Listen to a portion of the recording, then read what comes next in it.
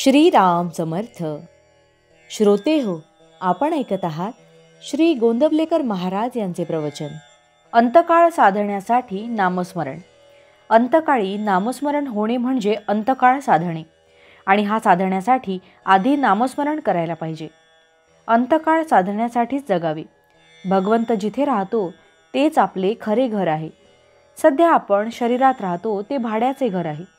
भाड्याचे घर सोडून स्वतःच्या मालकीच्या घरात राहायला जाताना जसा आनंद वाटतो तसा शरीर सोडताना वाटायला पाहिजे.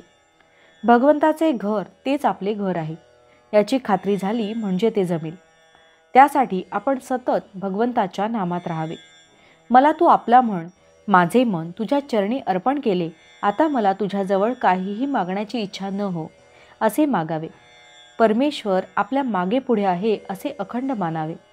भगवंताचे स्मरण करणे म्हणजे जे काही आपल्या हातून घडते आहे ते त्याच्याच इच्छेने घडते आहे असे समजणे. प्रपंच हा देवाचा मानून अभिमानरहितपणे तो करणे हा परमार्थ, आणि परमात्म्या वाचून आपल्याला कोणी नाही याचा दृढ निश्चय होणे याचे नाव ज्ञान. हे ज्ञान मांडले म्हणजे मनुष्य खऱ्या अर्थाने परमात्मा प्राप्तीच्या मार्गाला म्हणजे साधनाला लागला.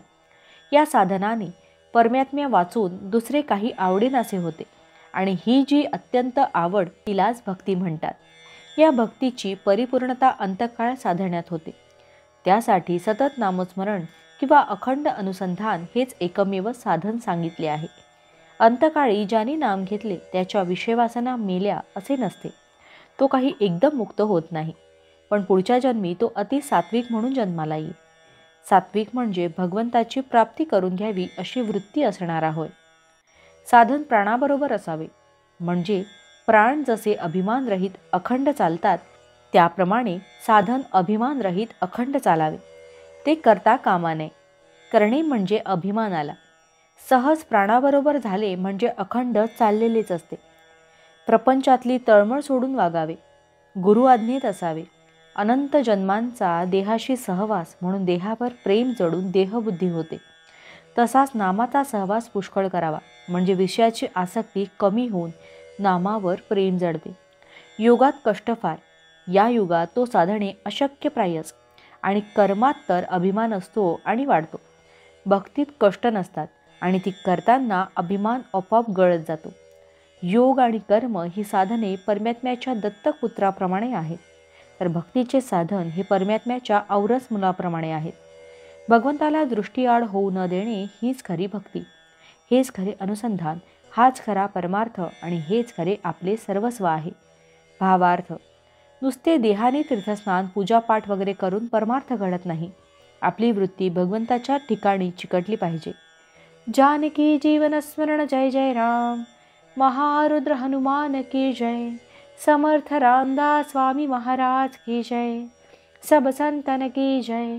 श्री अनंत कोटि ब्रह्मांड नायक राजाधिराज सच्चिदानंद सद्गुरु श्री ब्रह्म चैतन्य महाराज की जय.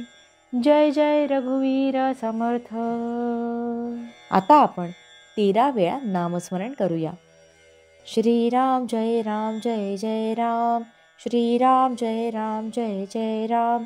श्रीराम जय राम जय जय राम. श्रीराम जय राम जय जय राम. श्रीराम जय राम जय जय राम.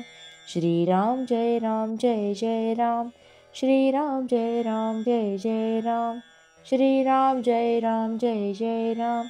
श्रीराम जय राम जय जय राम. श्रीराम जय राम जय जय राम. श्रीराम जय राम जय जय राम. श्रीराम जय राम जय जय राम. श्रीराम जय राम जय जय राम. जय श्रीराम.